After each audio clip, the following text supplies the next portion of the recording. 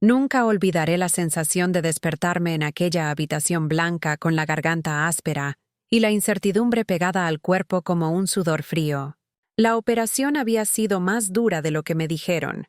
El anestesista me había mirado con compasión y me había susurrado que todo había salido según lo previsto. Pero mi primer pensamiento, aún entre nubarrones, fue su rostro. Lo busqué con los ojos entre los tubos y las cortinas, esperando el alivio de su presencia, la mano que sostiene, la voz que calma. No estaba. Pregunté con una voz que sonaba a hilo, y la enfermera, con esa sonrisa profesional que oculta tantas verdades, me dijo que había salido hace horas, que parecía apurado, que había dicho algo de asuntos que no podía postergar. ¿Qué clase de hombre deja a su esposa recién operada en un hospital por asuntos que resultan ser días en brazos de otra mujer? ¿Qué tipo de persona puede convertir en asunto su propia libertad y abandonar la responsabilidad de acompañar cuando la vida del otro depende de gestos mínimos y de presencias humanas? En esos primeros instantes, la traición llegó como una ola fría que me inundó sin aviso. No era la idea abstracta de una infidelidad. Era la concreción de una ausencia que dolía en el hueso. Recordé entonces las llamadas perdidas en mi celular, la noche anterior, y el mensaje tembloroso de mi mejor amiga que decía: ¿No está contigo? Lo vi salir del restaurante con una maleta pequeña y una mujer que no era igual a las otras. Mi corazón se apretó. No quisieron engañarme con eufemismos ni relatos tiernos. Allí, en la penumbra del cuarto de recuperación, la evidencia se sentaba conmigo. Y la pregunta, ardiente y cruel: ¿cómo no lo vi venir? Las siguientes horas fueron un ejercicio de control. El dolor físico pedía atención, pero la rabia latente pedía espacio. Empecé a apostar por la observación como una forma de resistencia. Abrí la carpeta de sus correos en la tableta de la casa que aún quedaba bajo mi nombre, sin ánimo de escarbar por curiosidad vana, sino con la determinación de quien recoge piezas para armar un plan. Encontré con la exactitud fría de quien encuentra una prueba en una novela, reservas de hotel a nombre de 2 personas, fotos de una playa con corazones dibujados y mensajes donde ella le decía: «Nos veremos fuera de la ciudad, por fin libres de su drama». Drama. Me llamaban drama por buscar ayuda en un hospital, por necesitar un abrazo, por confiar en una supuesta pareja que inventa otras parejas en paralelo. Cada palabra fue una bofetada que me cortó el aliento, y sin embargo, me dio una claridad certera. No iba a suplicar. No le iba a regalar la satisfacción de escuchar mi súplica. Si quería verme débil, tendría que esperar.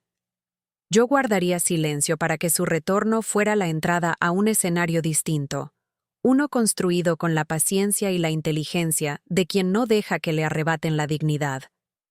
Mientras la recuperación me obligaba a reposo, mi mente se ponía a trabajar como un reloj fino. Llamé a mi madre y le pedí que me viniera a buscar en cuanto me dieran de alta. Necesitaba estar cerca de quienes me amaban, de aquellos que no forman parte de la farsa del otro. En la casa de mis padres me sentía protegida y eso me permitió pensar con frialdad. Revisé cuentas compartidas, extractos, movimientos bancarios y contratos. Allí estaban las pistas: transferencias inusuales, pagos a hoteles, facturas en ciudades que no tenían negocios vinculados al trabajo de mi esposo. La ira se mezclaba con una especie de orgullo herido. ¿Cómo podía alguien ser tan descuidado y dejar migas de su propia traición? Qué arrogancia creer que todo quedaría oculto por siempre. Empecé a tomar notas, a hacer fotos de las páginas, a copiar correos. No por venganza pueril, sino por justicia.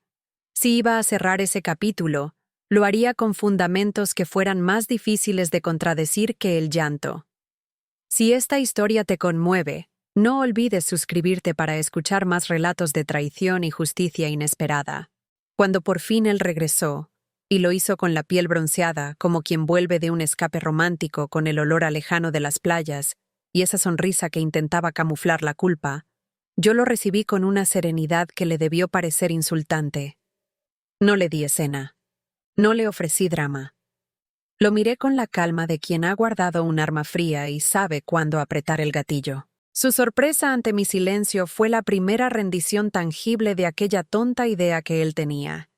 Que yo sería la esposa llorona pegada al teléfono pidiendo explicaciones. Le pregunté por su viaje con una voz neutra y corta, como quien pide la hora, y él tartamudeó una excusa de trabajo, de reuniones improvisadas, de una llamada que lo retuvo en el aeropuerto. Su voz tembló cuando añadió: «Lo siento por no estar en el hospital, pensé que estabas mejor». Pero sus ojos, esos ojos cansados que evitaban los míos, delataban más que 1000 disculpas. Yo guardé mis preguntas y le dejé hablar.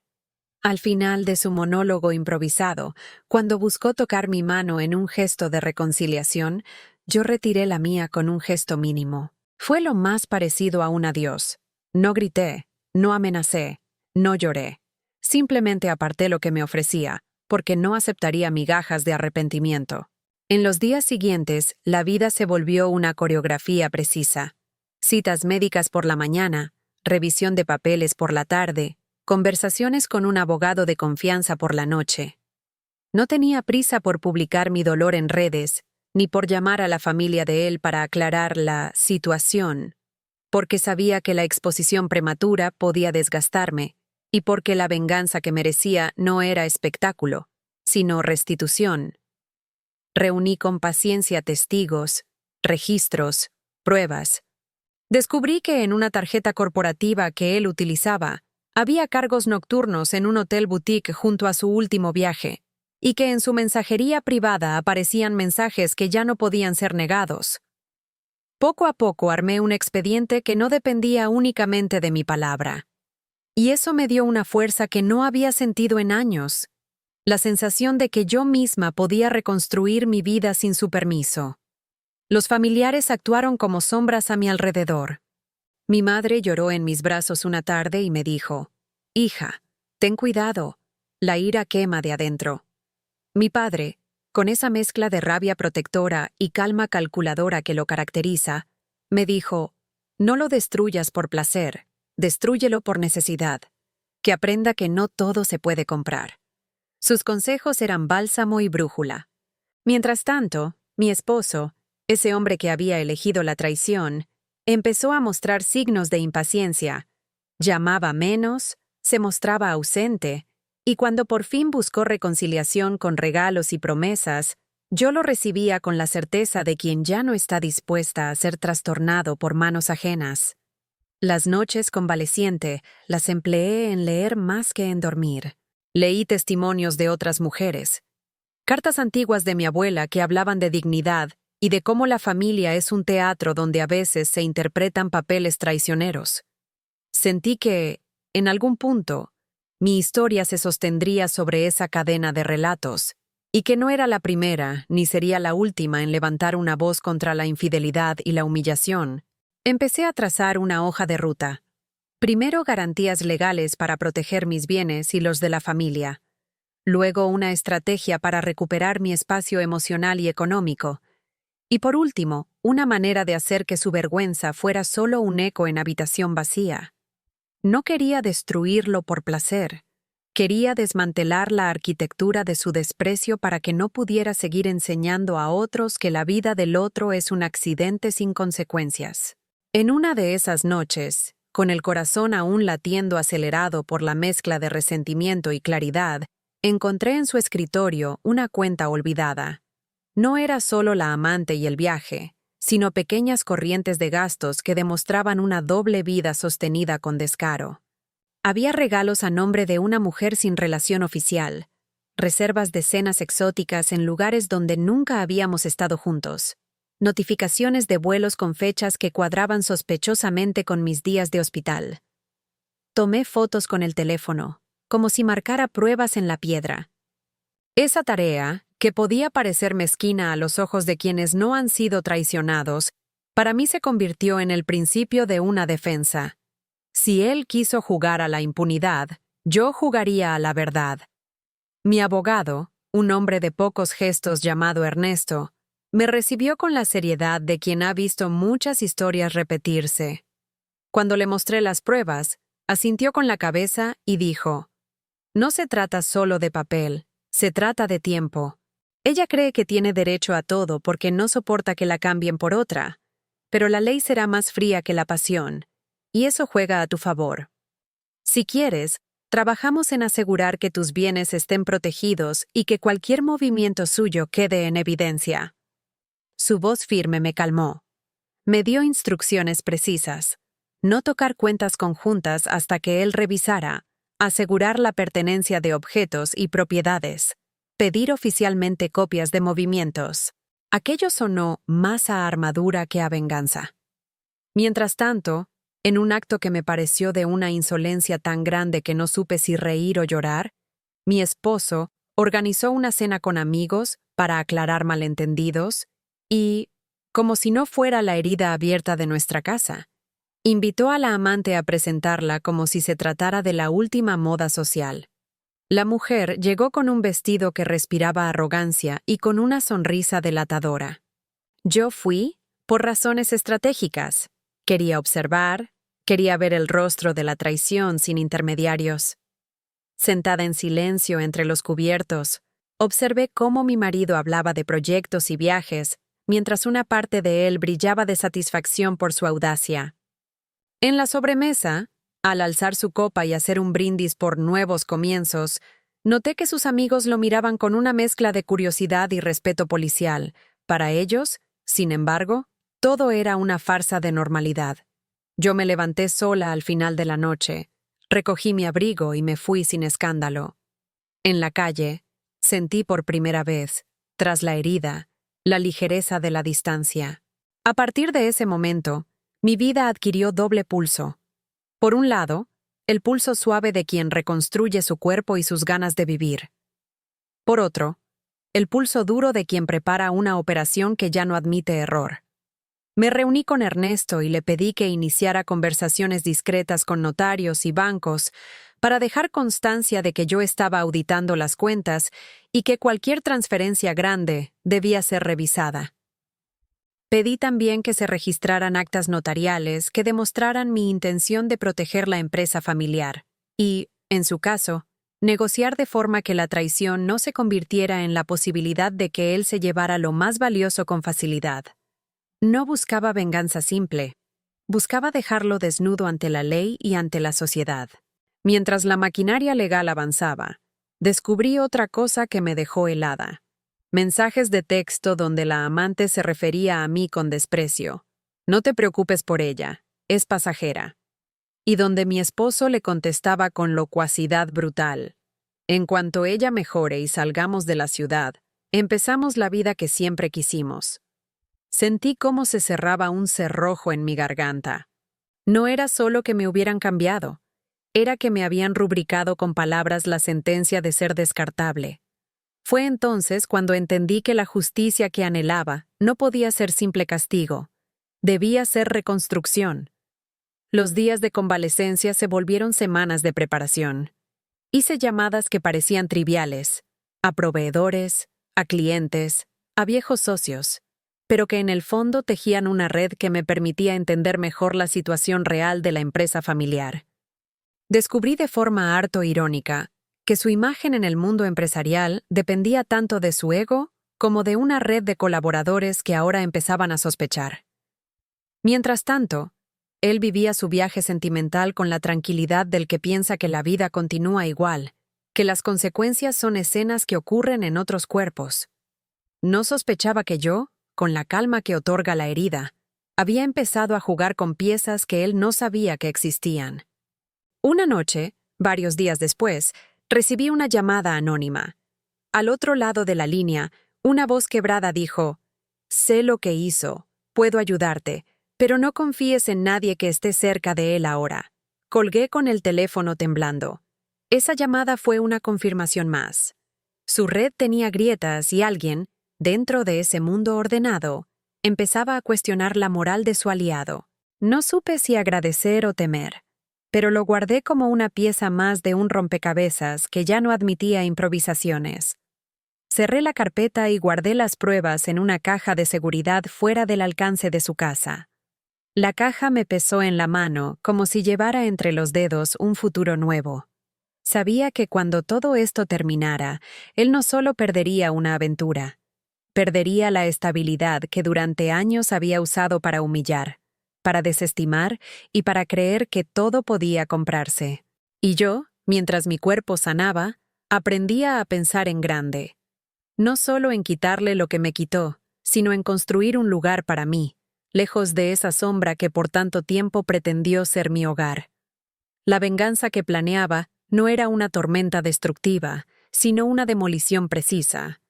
Quitarle las bases, desmontar la retórica del poder, mostrar que su vida no era un paisaje impune. Mientras él volvía, bronceado y feliz, yo me preparaba con la calma de quien afila una herramienta. Sabía que su regreso sería la clausura de una etapa, o volvería a ser el hombre que conocí, arrepentido y humillado, o descubriría que su mundo ya no existía tal como lo dejó antes de huir conmigo en cama de hospital. Y entonces pensé, con la claridad que da el cansancio y la rabia domada, la justicia empieza donde termina la impunidad. Mi historia ya había comenzado. Cuando abrí los ojos esa mañana, con la luz filtrándose entre las cortinas, ya no pensé en él con nostalgia ni con deseo de respuestas. Lo pensé como un adversario, alguien que había cruzado la línea que separa el error humano del desprecio deliberado. Me levanté despacio. Sentí todavía el tirón de las suturas, y me prometí que cada paso que diera sería un paso hacia mi independencia, hacia mi justicia.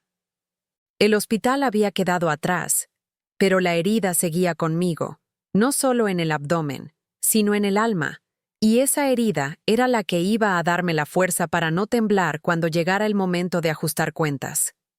La primera decisión que tomé fue simple: dejar de esperar explicaciones. Ya no quería cartas de disculpa, ni mensajes ambiguos, ni la farsa de un ramo de flores con notas escritas por compromiso.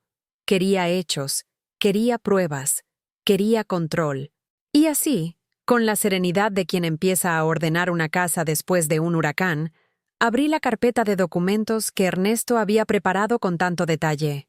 Allí estaban las escrituras, las cuentas conjuntas, los movimientos bancarios sospechosos, las cláusulas que podía activar sin necesidad de consultarle.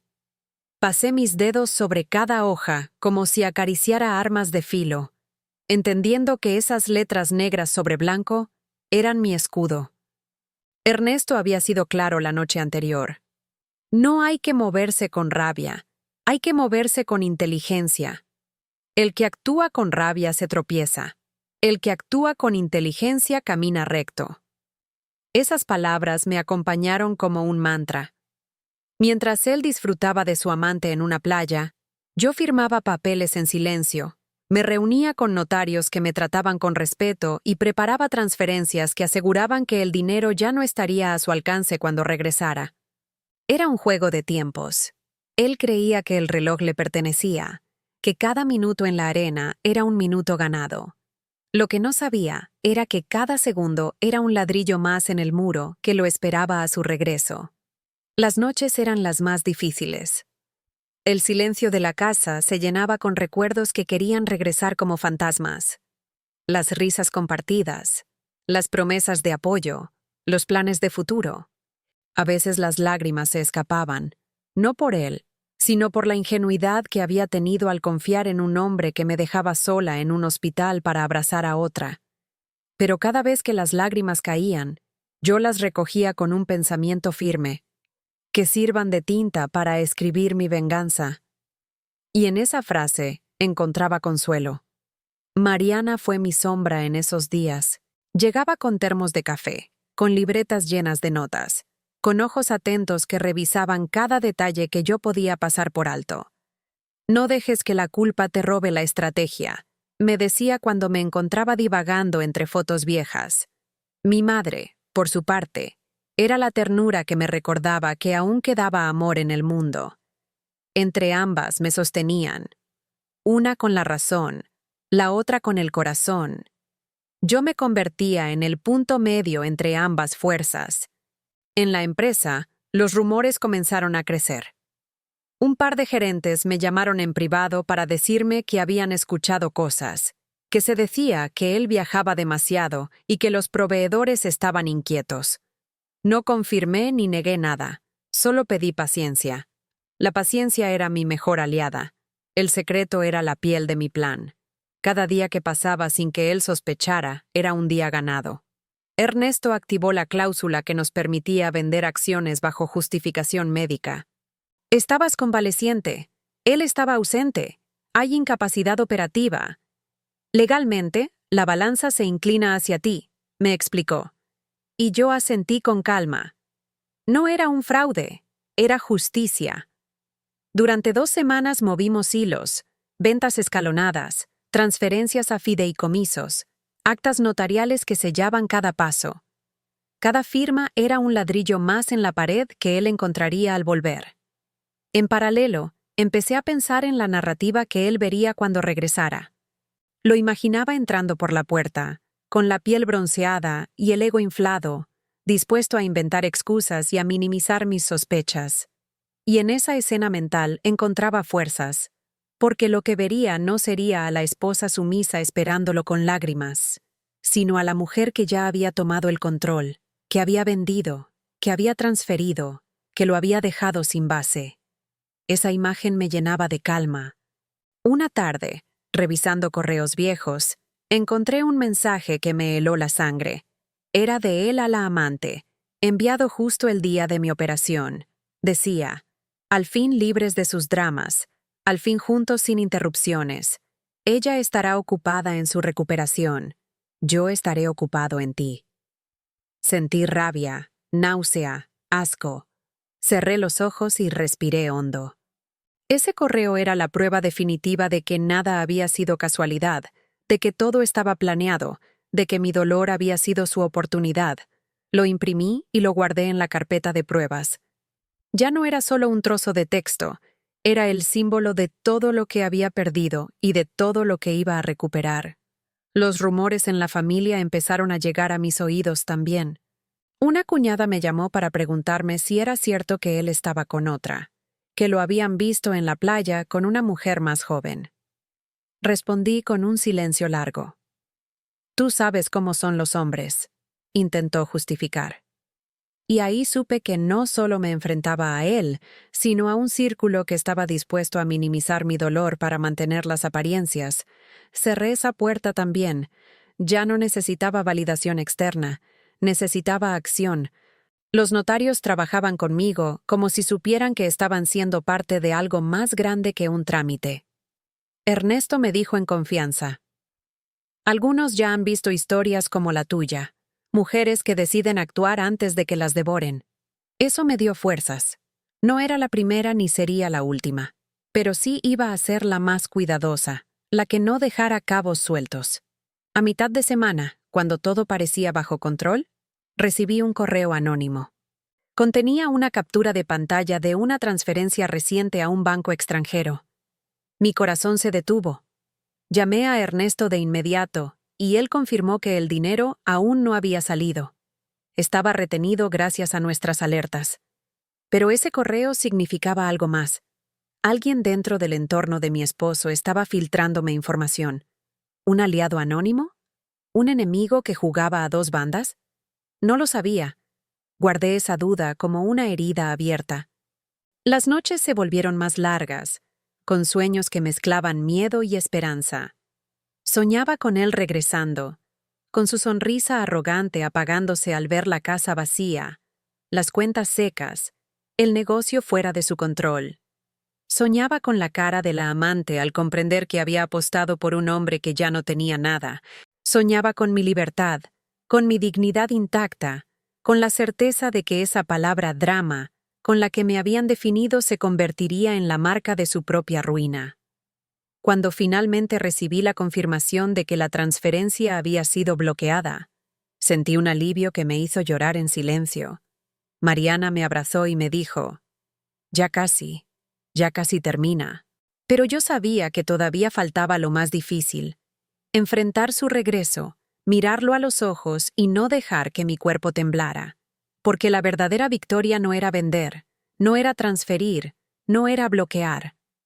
La verdadera victoria era demostrarle que yo no era la mujer inútil que él imaginaba, sino la arquitecta de su caída. Y en esa certeza me dormí esa noche, con la carpeta de pruebas bajo la almohada, como quien duerme con un arma cargada. Lo vi llegar una tarde de viernes, con la sonrisa insolente de quien se cree intocable, y con la maleta arrastrando el eco de un viaje feliz. Sus gafas oscuras escondían unos ojos cansados pero satisfechos, y el olor a protector solar mezclado con perfume barato se esparció en el aire como una bofetada. Yo estaba sentada en la sala, fingiendo leer una revista, y lo recibí con la misma calma con que se recibe a un extraño en la puerta, sin lágrimas, sin reproches, sin la expectativa de abrazos o de disculpas. Se detuvo en seco al verme tan tranquila. Esperaba quizá encontrarme ansiosa, reclamando, o todavía débil de la operación.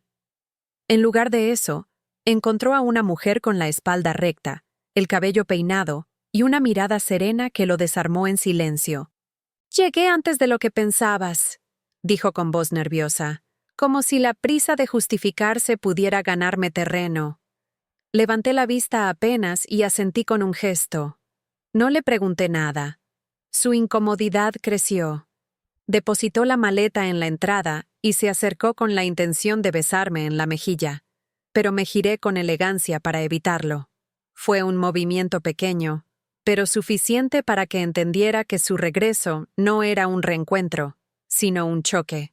Intentó entonces el discurso ensayado. Me habló de un viaje de negocios que se había extendido, de reuniones improvisadas en la playa, de un cliente que necesitaba discreción. Sus palabras eran un guión mal escrito, lleno de huecos, y cada hueco era un recordatorio de que me subestimaba. Yo no interrumpí. Lo dejé hablar. Su verborrea era su propio verdugo. Finalmente, cuando guardó silencio esperando alguna reacción, le respondí con la voz más baja pero firme que pude.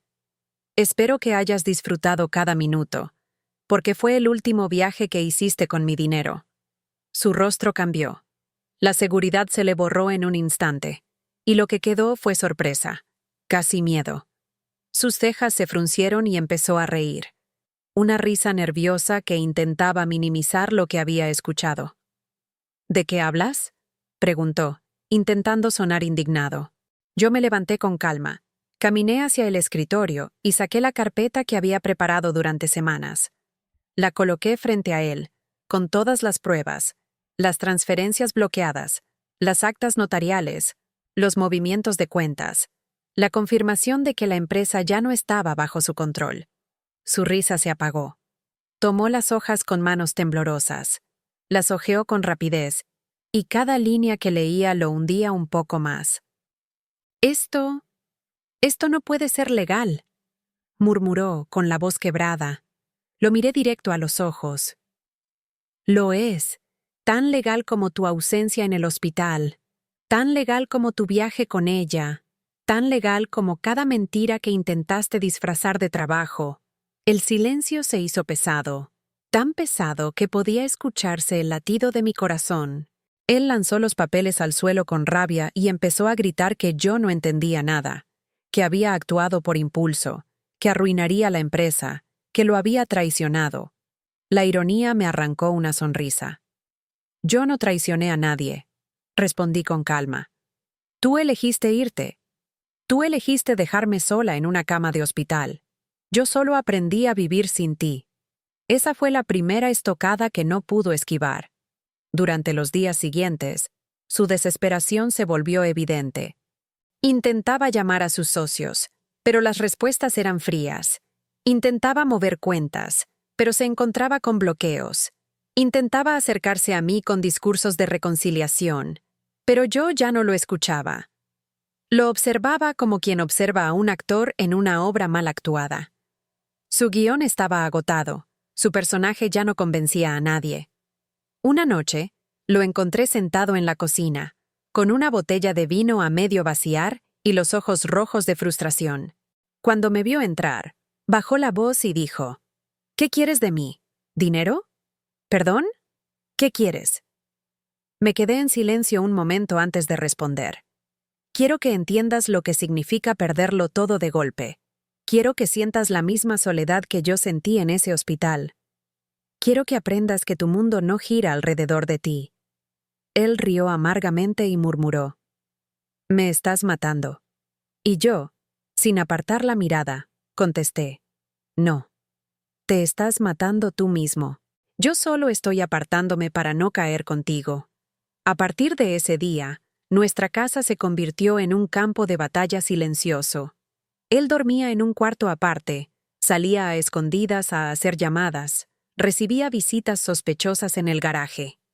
Yo observaba cada movimiento con la calma de quien sabe que el enemigo ya está derrotado, pero aún no lo acepta. Entonces llegó el golpe más inesperado.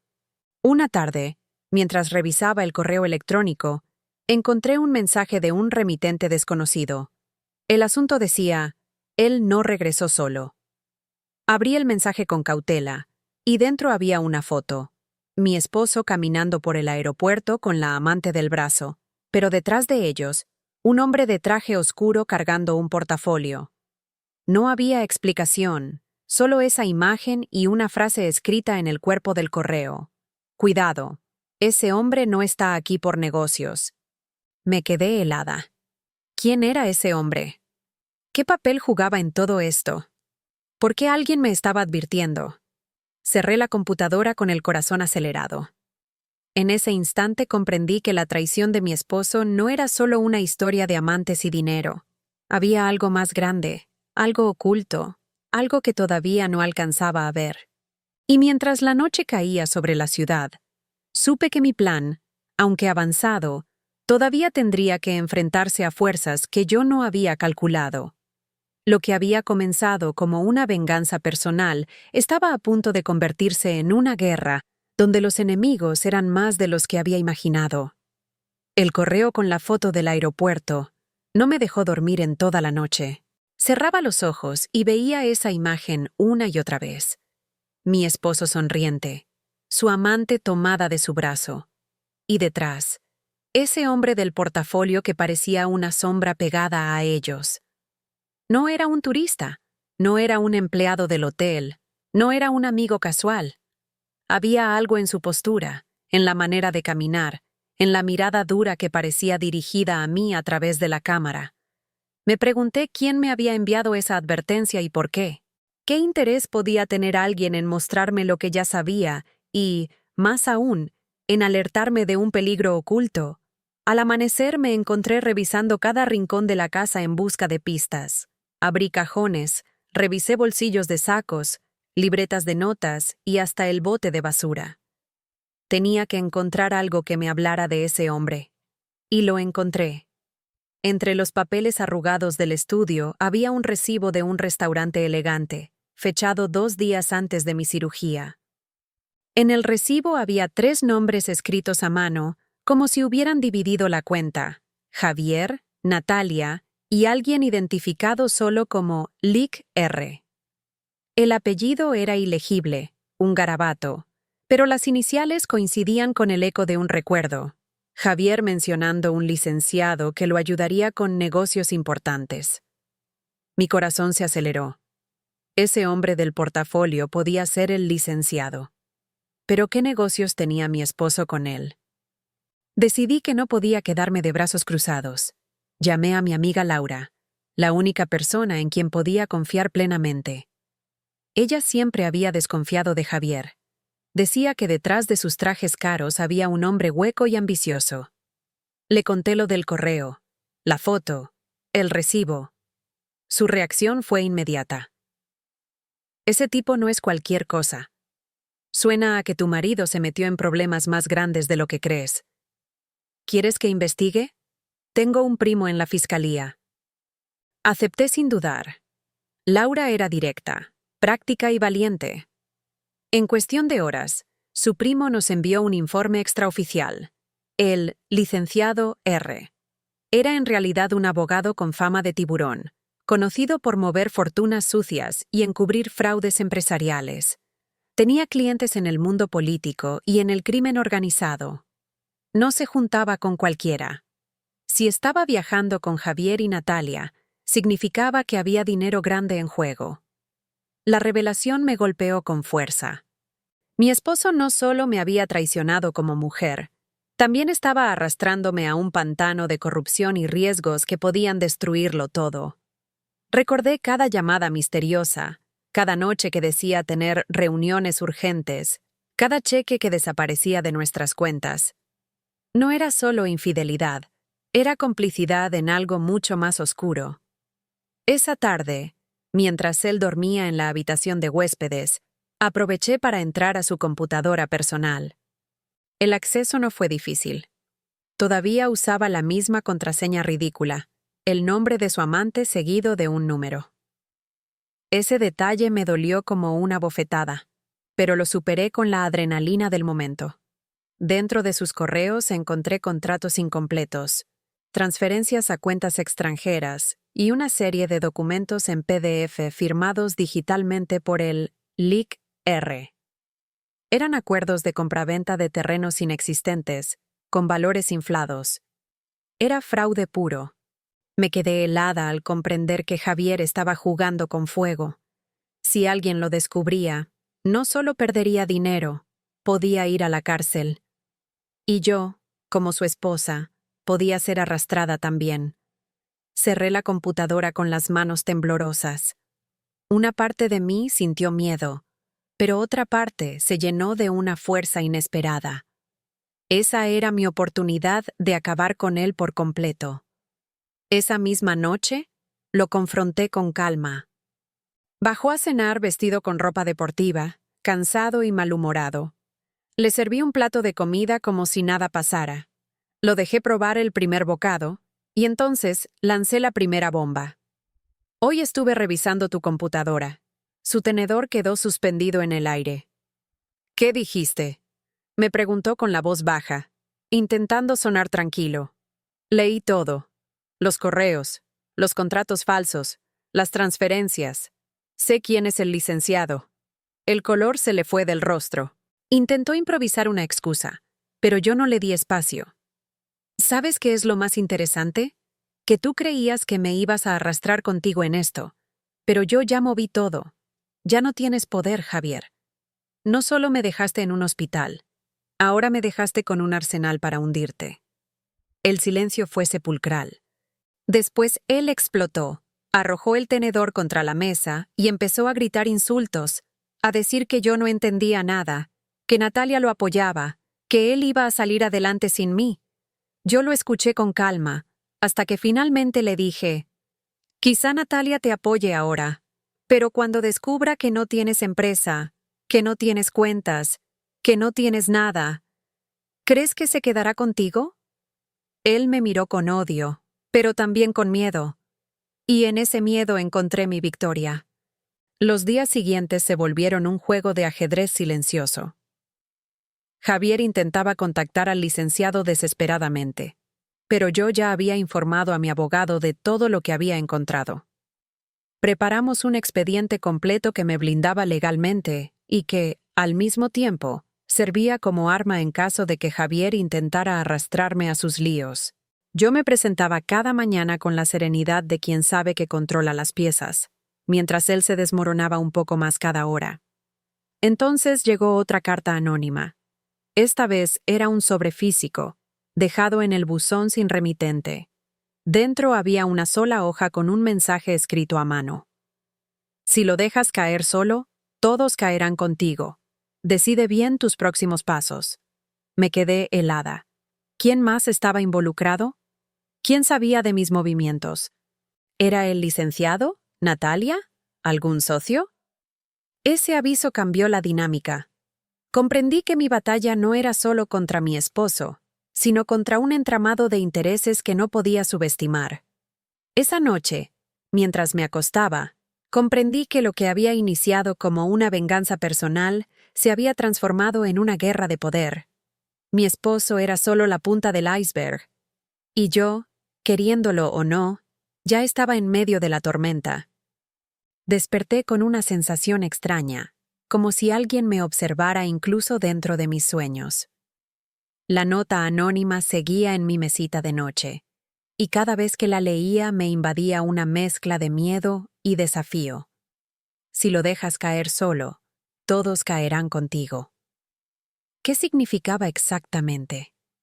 ¿Quiénes eran esos todos? La advertencia no era solo una amenaza. Era un recordatorio de que la red de traiciones se extendía mucho más allá de Javier y su amante. Decidí que ya no podía moverme únicamente desde el instinto. Necesitaba información sólida. Así que llamé de nuevo a Laura, mi amiga leal, y le pedí que me acompañara a visitar a su primo en la fiscalía. No podía arriesgarme a ir sola. Nos recibió en un café discreto, y cuando le mostré la nota, su rostro se endureció. «Esto no es un juego», dijo en voz baja. «El licenciado R. no trabaja con cualquiera. Si está cerca de tu marido, es porque hay dinero negro o política detrás. Y créeme, nadie quiere salir enredado en eso». Le pedí que me ayudara a rastrear los contratos que había visto en la computadora de Javier. Pasó varias horas revisando copias que yo había guardado en una memoria USB y finalmente me miró con los ojos abiertos de par en par. «Estos terrenos no existen. Son operaciones fantasmas, usadas para lavar dinero. Y los montos son demasiado altos como para que tu esposo lo hiciera solo». Sentí que un escalofrío me recorría el cuerpo. Javier no solo era un infiel, era un peón en un juego mucho más grande, uno que podía arruinarme también si no actuaba con cautela. Esa noche, mientras Javier dormía, me quedé despierta repasando cada paso que había dado. Me pregunté si mi venganza personal había despertado fuerzas que podían volverse en mi contra. Pero también pensé en la ironía. Él me dejó sola en el hospital, frágil y vulnerable, y ahora yo lo estaba dejando solo en un laberinto de mentiras que se cerraba sobre él. A la mañana siguiente decidí jugar un poco más con su mente. Preparé el desayuno como si todo fuera normal, y cuando bajó con los ojos hundidos de insomnio, le sonreí con frialdad. «¿Dormiste bien?», pregunté con un tono que sonaba a burla. Él no respondió. Se sirvió café y se quedó mirando el vacío. Entonces aproveché para dejar caer otra bomba. Me encontré con alguien que conoce al licenciado. Su cabeza se levantó de golpe. «¿Qué? ¿Con quién?». «Eso no importa», respondí con calma. «Lo que importa es que ya sé que no eras más que su marioneta». El terror en sus ojos me confirmó lo que sospechaba. Javier no controlaba nada. Era un hombre manipulado, usado como pantalla. Eso me dio fuerzas. Porque si él no era el cerebro, entonces podía ser sacrificado en cualquier momento. Y yo, mientras tanto, ya estaba blindada. Pero lo que no esperaba era que la amante también se convirtiera en un problema. 2 días después, Natalia apareció en la casa sin avisar. Tocó la puerta con violencia, gritando su nombre. Cuando abrí, me miró con un odio puro. «Tú lo estás destruyendo», escupió entre dientes. «¿Qué clase de mujer hace eso?». La observé un momento, con sus tacones altos y su perfume barato tratando de disfrazar la desesperación. «La misma clase de mujer que él dejó en un hospital mientras se iba contigo», le respondí, sin perder la calma. Me insultó, me dijo que era una amargada, que Javier la amaba de verdad. Pero lo que más me sorprendió fue su siguiente frase. «El licenciado no está contento, y cuando él no está contento, todos pierden». Ahí lo entendí todo. La nota, las advertencias, el portafolio en el aeropuerto. El verdadero peligro no era Javier ni Natalia, era el hombre que los respaldaba. Cerré la puerta en su cara sin darle más explicaciones. No iba a mostrarle miedo. Pero por dentro, mi mente ya trabajaba a toda velocidad. Si el licenciado estaba disgustado, significaba que el juego se estaba acelerando. Y yo debía mover mi pieza final antes de que él moviera la suya. Esa misma noche fui a ver a mi abogado. Le entregué todos los documentos, le pedí que iniciara el proceso para vender los últimos activos a mi nombre y transferirlos a una cuenta fuera del alcance de Javier y, por supuesto, del licenciado. Él me advirtió que era arriesgado, que si alguien descubría mis maniobras podrían acusarme de complicidad, pero yo ya estaba decidida. Prefiero arriesgarme ahora que quedarme esperando a que me destruyan junto a él, dije con firmeza. El abogado asintió y comenzó los trámites. Cuando regresé a casa, encontré a Javier en la sala, borracho y con el rostro desencajado.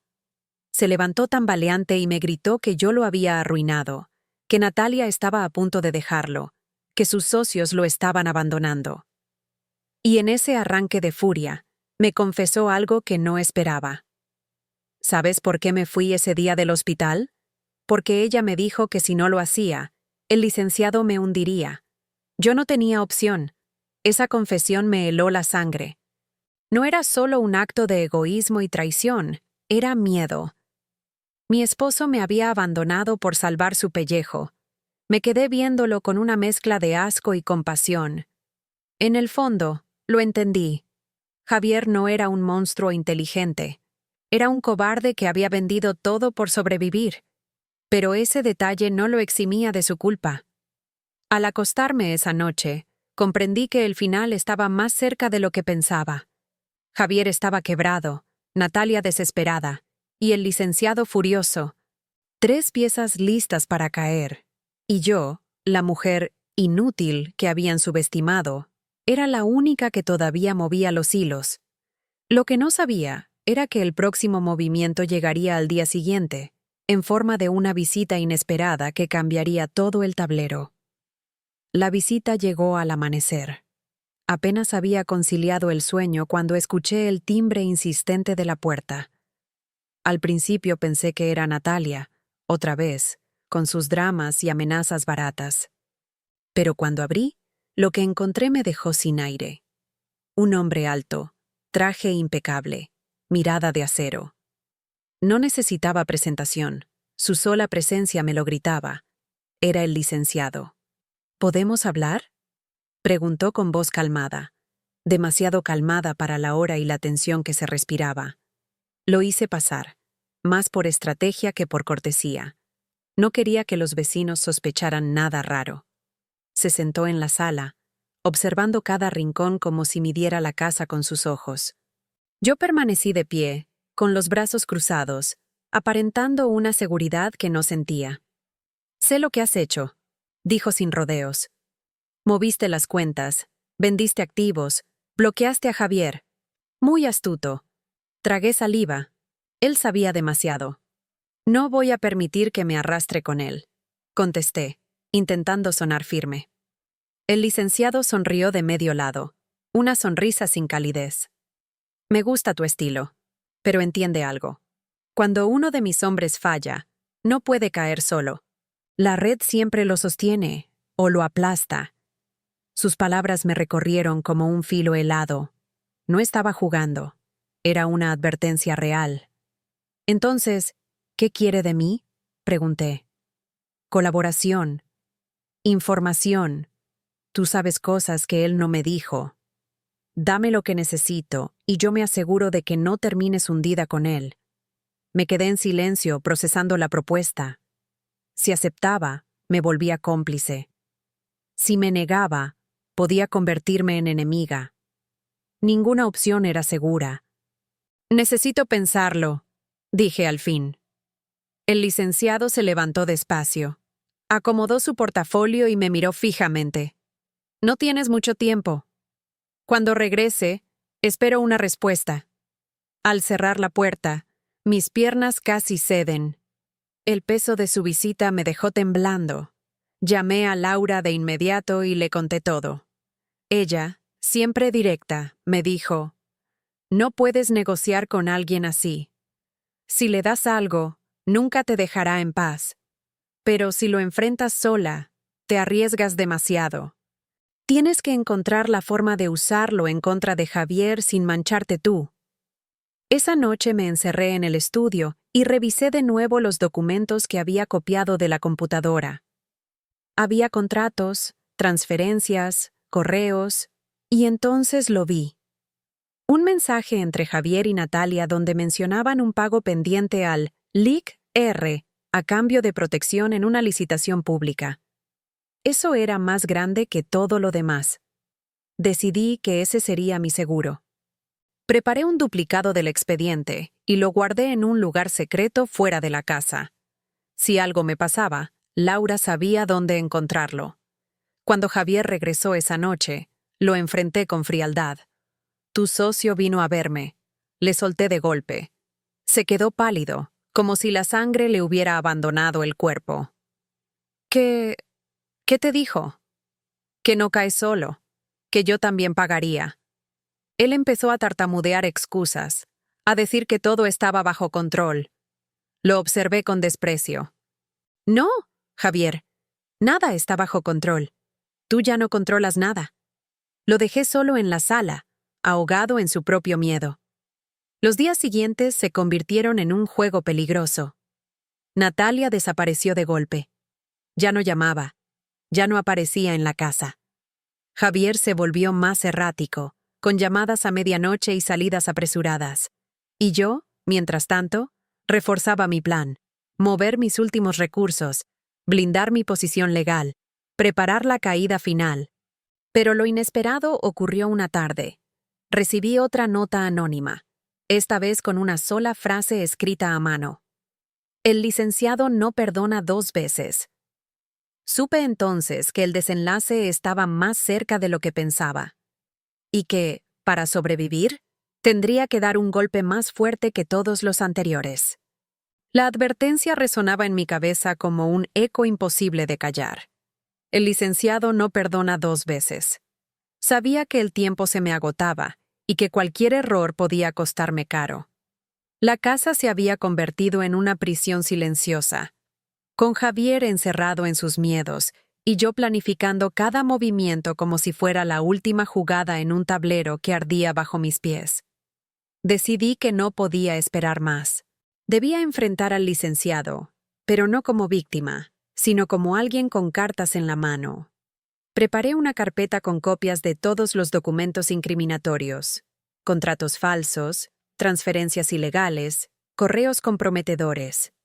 No todo, solo lo suficiente para demostrar que tenía en mis manos el poder de hundir a Javier y con él a quienes lo protegían. La oportunidad llegó antes de lo que esperaba. Una llamada sin número apareció en mi celular. Contesté con cautela, y la voz grave del licenciado llenó la línea. ¿Ya pensaste en mi propuesta? Sí, respondí con firmeza. Y quiero verlo en persona. Hubo un silencio breve, pesado, antes de que aceptara. Me dio una dirección en las afueras de la ciudad. Un restaurante discreto donde los ventanales dejaban entrar la luz del atardecer, pero la privacidad era absoluta. Me presenté con la carpeta bajo el brazo y lo encontré sentado en una mesa del fondo, impecable como siempre, con ese aire de quien nunca pierde. Me ofreció asiento y un whisky que rechacé. «¿Entonces?», preguntó sin rodeos. Puse la carpeta sobre la mesa y la empujé hacia él. «Esto es una muestra de lo que tengo. Si me tocan, todo esto llegará a la fiscalía». Abrió la carpeta, hojeó los papeles con calma y luego me miró con una sonrisa apenas perceptible. Impresionante. Nadie había logrado ponerle un bozal a Javier como tú. No vine a presumir. Vine a dejar claro que yo no caigo con él. El licenciado encendió un cigarro y soltó el humo lentamente. Eres lista, pero estás jugando en terreno peligroso. ¿Qué quieres a cambio? Lo miré directo a los ojos. Quiero que se larguen de mi vida. Tú, Natalia, Javier. Quiero mi paz. Soltó una carcajada seca. La paz no se compra tan fácil. No se compra, respondí. Se gana. Y yo ya la gané. Dejó el cigarro en el cenicero, recogió la carpeta y me dijo, «Tienes agallas. Eso me gusta. Voy a darte lo que pides, pero recuerda, si algún día te metes de nuevo en mi camino, no habrá advertencias». Me levanté sin darle la espalda y salí de ahí con el corazón desbocado. Afuera, el aire fresco me golpeó como una bofetada de realidad. Había logrado lo impensable, negociar con el hombre que todos temían. Pero también sabía que las promesas en ese mundo eran frágiles como vidrio. Al volver a casa encontré a Javier esperándome, con los ojos rojos y un vaso en la mano. Apenas me vio, se levantó tambaleante. «Fuiste a verlo, ¿verdad?», me gritó. «Lo sé, no lo negué». «Sí, fui, y ya no tienes nada que hacer aquí». Él se desplomó en el sillón, derrotado. Murmuró que Natalia lo había abandonado, que sus socios lo habían borrado del mapa, que todo se había derrumbado. Lo observé con una mezcla de tristeza y liberación. Ese hombre que una vez fue mi esposo, ahora no era más que un cascarón vacío, un peón descartado. Durante los días siguientes, su presencia en la casa fue un recordatorio constante de lo bajo que había caído. Vagaba sin rumbo, intentando aferrarse a mí, a cualquier cosa que le diera un poco de estabilidad. Pero yo ya no era su refugio. Yo era el muro contra el que se estrellaba cada día. Una tarde, mientras recogía mis cosas para mudarme definitivamente, escuché un golpe en la puerta. Pensé que sería otra vez Natalia, pero al abrir me encontré con un sobre sin remitente. Dentro había una USB. La conecté a la computadora con cautela, y lo que descubrí me dejó helada. Videos de reuniones entre Javier, Natalia y políticos corruptos, todos bajo la supervisión del licenciado. Era la prueba final, el corazón de la red. Me quedé mirando la pantalla, consciente de que tenía en mis manos algo mucho más grande de lo que había imaginado. Ya no se trataba solo de mi venganza, sino de un poder capaz de derribar a todos. Esa noche no pude dormir. El dilema me quemaba por dentro. ¿Usar ese material para destruirlos por completo y arriesgarme a ser arrastrada también? ¿O guardarlo como seguro de vida y vivir con la sombra de ese secreto para siempre? Sabía que la decisión que tomara marcaría no solo mi futuro, sino el de todos los que habían jugado conmigo. La USB quemaba en la ranura como si en su pequeño cuerpo de plástico llevase el peso de muchas vidas. Pasé la noche mirándola en la pantalla, con la taza de té fría al lado y las luces de la ciudad entrando a cuentagotas por la ventana. Cada video, cada archivo que se reproducía, era una cuchillada. Conversaciones en oficinas, apretones de manos en estacionamientos, sellos oficiales usados como escudo para pactos sucios. Había votaciones amañadas, adjudicaciones a empresas de fachada, facturas emitidas por terrenos que no existían. Vi a hombres con traje hablar de porcentajes con la frialdad de quien reparte ganancias. Vi la voz de mi marido, firme en algunos pasajes, arrastrada en otros, intentando convencer, prometiendo, y vi, por encima de todo, la figura del licenciado observando, tomando notas, señalando el camino. No era solo la prueba de la traición íntima, era la caja negra de una maquinaria entera. Mi primer impulso fue gritar al mundo que había descubierto la verdad. Imaginé titulares que arrancaran a ese entramado de una vez, instituciones que se pusieran en marcha y la sensación de limpieza que viene después de quemar una casa infestada de insectos. Pero al día siguiente, cuando la adrenalina se apaciguó, la realidad se me apareció con su cara más dura. Si yo sacaba todo ese material sin un plan, sin aliados sólidos en la fiscalía, sin garantías de protección para mí y para quien revelara, corría el riesgo de convertirme en la principal damnificada. Los poderosos no caen solos.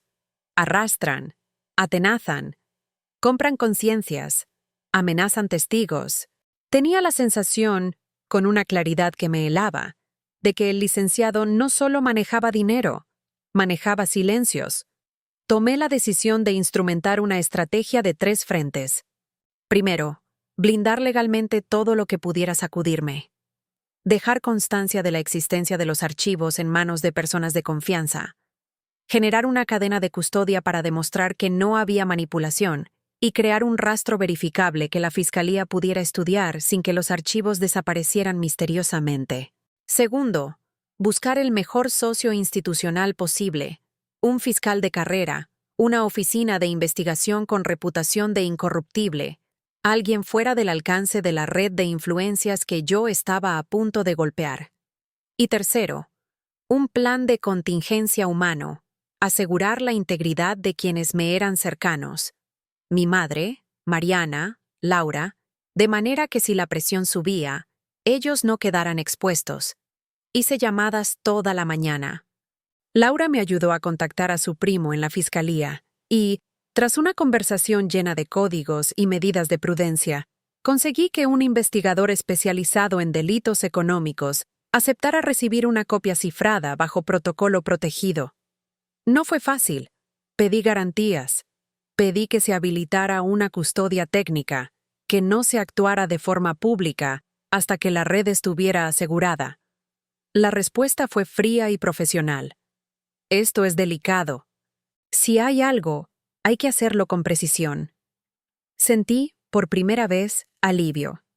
No por la compañía oficial, sino por saber que la caja negra tenía por lo menos una puerta seria por la que podría entrar.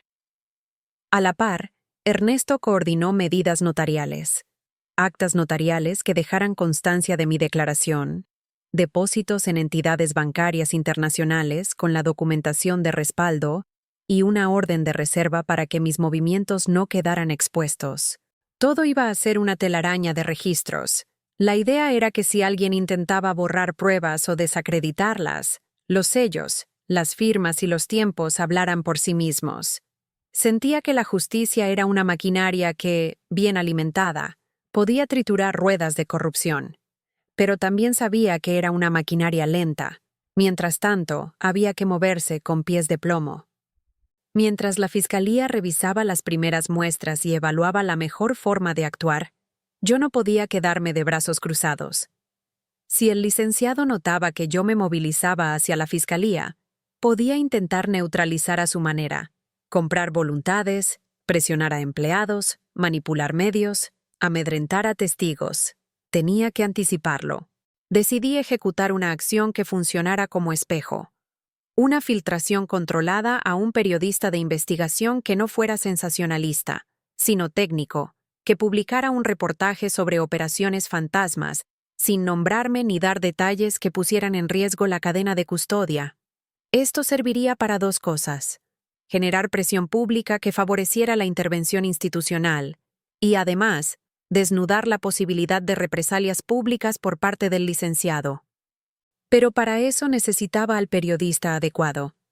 Laura me recomendó a una reportera que trabajaba en un medio digital reputado por sus pesquisas económicas. Era una mujer de voz suave, pero de carácter inquebrantable. La llamé. La vi en un bar con la carpeta en mano y le mostré fragmentos seleccionados, sin entregar los archivos originales, solo para medir su reacción. Ella me pidió tiempo, referencias, corroboraciones. No quería una exclusiva emotiva. Quería pruebas que soportaran una investigación periodística. Acordamos que ella publicaría una nota con base en documentos públicos que reflejaran irregularidades, sin mencionar que yo tenía la caja negra. La consigna fue clara: presión pública sin exponernos. Mientras tanto, mi vida privada tenía que seguir su curso para no despertar sospechas. Continué con el proceso de mudanza, con llamadas a proveedores, con citas médicas de control. La normalidad era un disfraz imprescindible. A cada paso, sin embargo, sentía la mirada del licenciado y la sombra de su red. Aun con aliados institucionales, la tensión era palpable. Una vez anuncias esta guerra, las respuestas pueden ser impredecibles. Y la respuesta llegó más pronto de lo que esperaba. Un jueves por la mañana, la reportera me avisó. La nota había sido publicada, muy técnica, con enlaces a registros oficiales, con una línea que insinuaba la existencia de sociedades pantalla en adjudicaciones. No me mencionaban, no había sensacionalismo, había una investigación. Sentí una satisfacción cerebral, fría, casi médica. Era el primer rasguño público en la armadura de la red. No tardó en aparecer la reacción. Un mensaje anónimo en el correo del diario, luego llamadas al departamento legal de la empresa donde trabajaba mi marido, y, finalmente, un rumor que comenzó a correr entre los pocos amigos que le quedaban. Se viene algo grande. Esa misma tarde, llegaron a mi casa 3 hombres, 2 vestidos con discreción, uno con la barba mal afeitada que dijo llamarse empleado de finca y que traía un sobre. No era la primera vez que recibía visitas sospechosas, pero esta vez la intensidad fue distinta. La mujer de la puerta dejó escapar un «lo siento» entre dientes al entregarme el sobre. Dentro había fotografías. Mi madre, Mariana y yo en distintos puntos de la ciudad, tomadas con distancia, con la crudeza del ojo invisible. Debajo de cada foto, una nota a mano: no meta a terceros, no provoque lo irreversible. El mensaje era claro. Habían empezado a mover piezas que buscaban crear miedo real. Ese golpe me dolió más que los golpes anteriores. Ver a quienes amo en la línea de fuego me encendió de nuevo, pero no en la dirección de la furia descontrolada. Me encendió en la dirección de la protección estratégica. Avisé a la fiscalía, que reorganizó la custodia. Laura y su primo intensificaron la vigilancia. Un patrullaje discreto apareció durante la noche en la casa de mi madre y en la de Mariana. Los hombres que trajeron las fotos no eran torpes. Sabían que yo respondería, quería que respondiera, buscaban provocarme. No caería en la trampa. La noche se cerró con la sensación de estar en la punta de un corte. Si empujaba, el filo cortaría a ambos lados. Decidí entonces que era tiempo de una jugada mayor. Pedir una reunión privada con el licenciado, pero esta vez con un tercero presente, un representante de la fiscalía que actuara como garante. Quería trazar una línea final. O él se deshacía de Javier y de las operaciones, o yo entregaba todo al fiscal para que iniciara la investigación pública con todas las consecuencias. Era un desafío colosal. Si el licenciado aceptaba y luego traicionaba el acuerdo, tendríamos registros. Si se negaba, la fiscalía tendría la autoridad para actuar. Era arriesgado, sí, pero la alternativa era vivir bajo amenazas.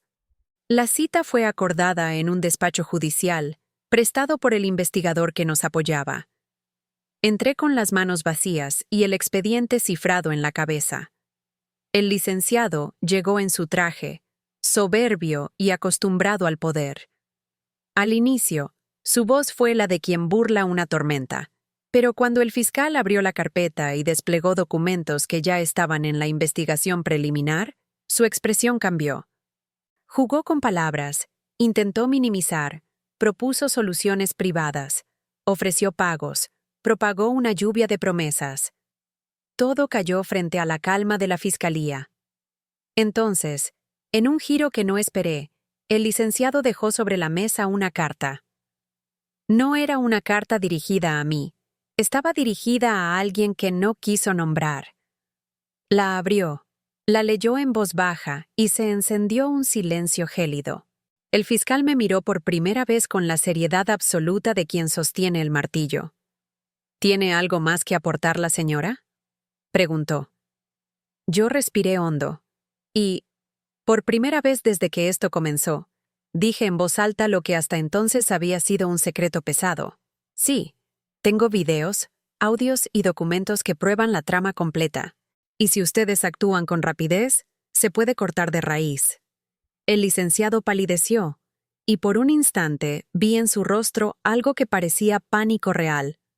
Fue en ese instante cuando comprendí que la red, por poderosa que fuera, dependía de la impunidad.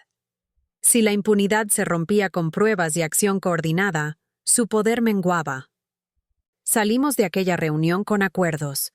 La fiscalía se comprometió a iniciar una investigación reservada, con medidas de protección para testigos.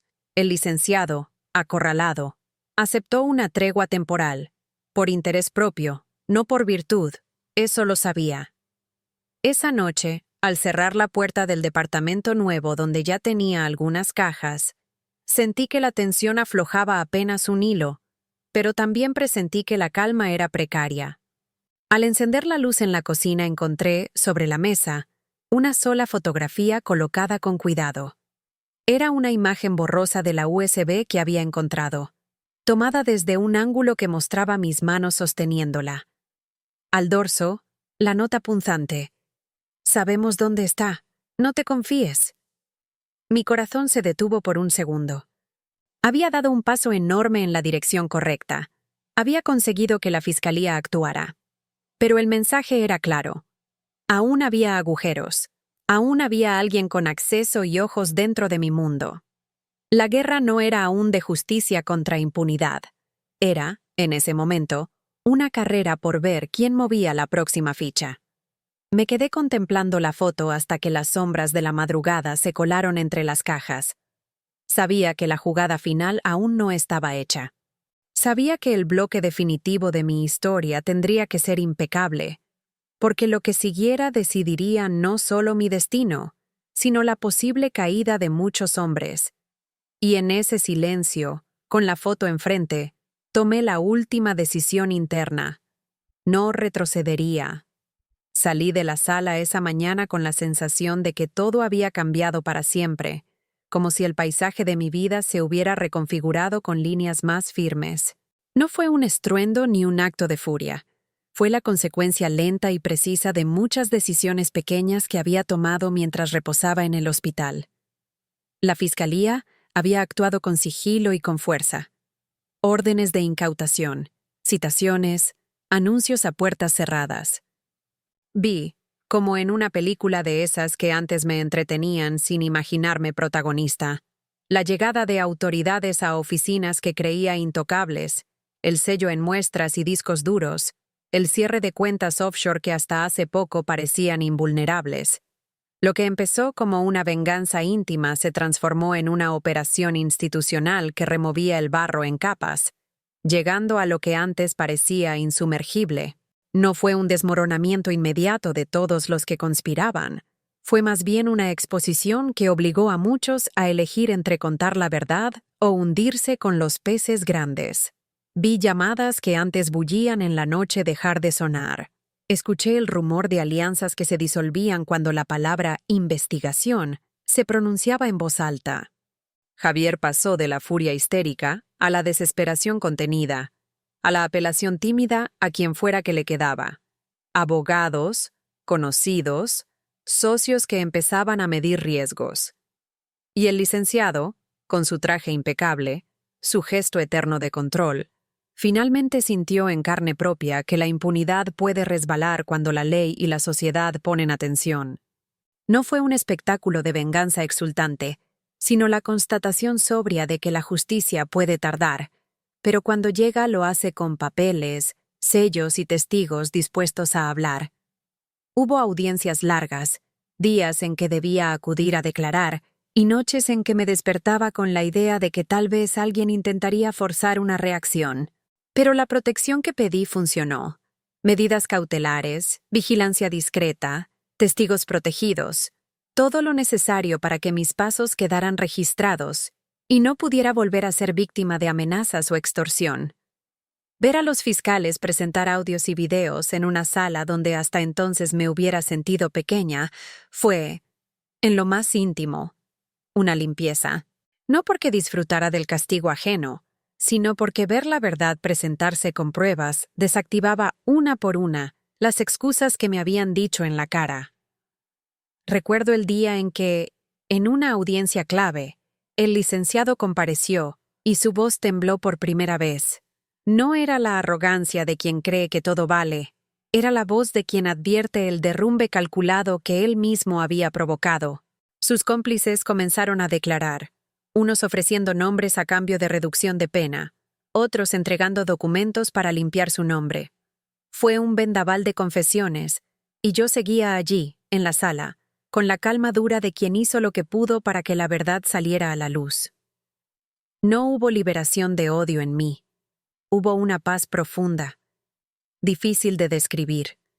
La paz que nace cuando un peso que llevabas en el pecho se convierte en un acto de justicia reconocida. Mientras los procesos se desarrollaban, la vida fuera del tribunal me pedía volver a sí misma. Vendí la casa que había sido escenario de tantas heridas y la convertí en un recuerdo que cerré con la certeza de que ya no quería más fantasmas entre mis paredes. Me mudé a un departamento pequeño y luminoso, con olor a café por las mañanas y con un balcón que daba a un parque donde crecían jacarandas. Allí cosí, trabajé, Me reuní con clientes y con amigas que habían estado a mi lado desde el primer día. Abrí cajas y encontré cartas viejas de mi abuela, una libreta con recetas, fotos de la infancia, todas cosas que me sostuvieron y me recordaron que mi vida no solo era la historia de una traición. La reconstrucción fue lenta y tierna. Citas con el fisioterapeuta, reencuentros con amigos, noches de películas sin mirar el reloj. Era, al fin, el derecho a la vida cotidiana que había perdido por un tiempo. Javier recibió su pena social y legal de forma proporcional a sus actos. Inhabilitaciones, embargos, medidas que lo dejaron sin la red que lo sostenía. No voy a mentir. Hubo días en que lo vi pasar por la calle y sentí una mezcla de lástima y alivio. No quería su ruina por maldad, solo la restitución de lo que merecía la verdad. Natalia, la amante, desapareció como una ráfaga. Intentó defenderse, buscó alianzas, pero la precariedad de su apuesta quedó al descubierto. Cuando se desfondaron los recursos y su protector dejó de sostenerla, su figura se diluyó. Y el licenciado, ese hombre que se creyó intocable, enfrentó procesos que le quitaron su poder de operatoria en los ámbitos que conocía. Ver a quienes manipulaban hilos desde las sombras rendir cuentas sin pompa fue una catarsis que no tenía sabor a triunfo, sino a equilibrio restaurado. La gente a mi alrededor cambió también. Algunos que inicialmente tomaron distancia volvieron con disculpas tímidas. Otros nunca regresaron. Aprendí a aceptar que las lealtades se prueban y que no todas tienen el mismo valor. Mariana siguió siendo mi sostén. Su valentía y su trabajo fueron pilares. Mi madre, cuyo amor había sido mi refugio, envejeció un poco más con estas batallas, pero sus abrazos fueron la certeza que me permitió sostener la fragilidad del proceso. Laura y su primo en la fiscalía fueron nombres que guardo con gratitud. Sin un sistema dispuesto a escuchar, la verdad habría sido solo un montón de documentos en una caja. Y Ernesto, mi abogado, fue la brújula técnica que hizo posible que mis decisiones no se volvieran en mi contra. No hubo un solo héroe, hubo un tejido de manos que hicieron lo que debía hacerse. El desenlace no fue un estruendo, sino una serie de actos administrativos y sentencias que, poco a poco, vaciaron de poder a los que habían creído que todo estaba comprado. Cuando la sentencia quedó firme, sentí un alivio que nunca imaginé tan profundo. No por placer, sino por justicia. Cerré un capítulo que dolió en lo profundo, y me di permiso para mirar el futuro con ojos que habían aprendido a distinguir entre brillo y valor. En el plano personal, la sanación fue más sutil. Aprendí a reconocer mis límites y mis fortalezas. Volví a confiar en la vida poco a poco, en la sonrisa inesperada de un vecino, en la llamada de una amiga para invitarme a comer, en la posibilidad de enamorarme de nuevo sin confundir pasión con lealtad.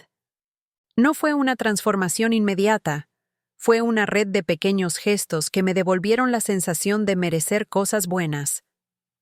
Empecé a enseñar talleres de costura. Me involucré en una asociación que apoya a mujeres que sufren violencia económica y compartí mi historia con quien quiso escucharla. Lo hice no desde el deseo de fama, sino desde la certeza de que mi experiencia podía ayudar a otras a no callar. Y aun cuando la justicia cumplió su papel, supe que algunas cicatrices quedan para siempre. Cada vez que escucho la palabra hospital o veo una maleta en la entrada, mi cuerpo recuerda, pero ya no me paraliza. Lo que antes me hubiera hundido, ahora me sostiene como una marca que me recuerda que sobreviví. Había ganado algo que no tiene precio, la certeza de mi propia dignidad. En algún momento, una amiga me preguntó si volvería a confiar en un hombre alguna vez. No respondí con prontitud. La respuesta verdadera fue un proceso de reconstrucción, donde aprendí a distinguir entre compañía y necesidad, entre amor y desgaste. Hoy sé, sin duda, que puedo querer, confiar con prudencia y, sobre todo, no sacrificarme por quien me abandona en la noche. La historia terminó, en lo legal y en lo humano, con consecuencias claras y justas. No fue un cierre escandaloso, sino uno ajustado a lo que correspondía. Responsabilidades asumidas, pérdidas justas para quienes abusaron del poder, y una puerta abierta para quien decide reconstruir su vida. Y aunque la sombra de la traición quedará siempre como un recuerdo, prefiero llevarla como un mapa de supervivencia y no como una prisión. ¿Y tú? ¿Qué habrías hecho en mi lugar? Si esta historia te conmovió y te dejó algo en el pecho, acompáñame en este camino. Suscríbete para escuchar más relatos que hablan de traición, de justicia y de la fuerza de quien decide no callar. Aquí encontrarás historias que tocan el alma y que, espero, te den voz cuando la necesites.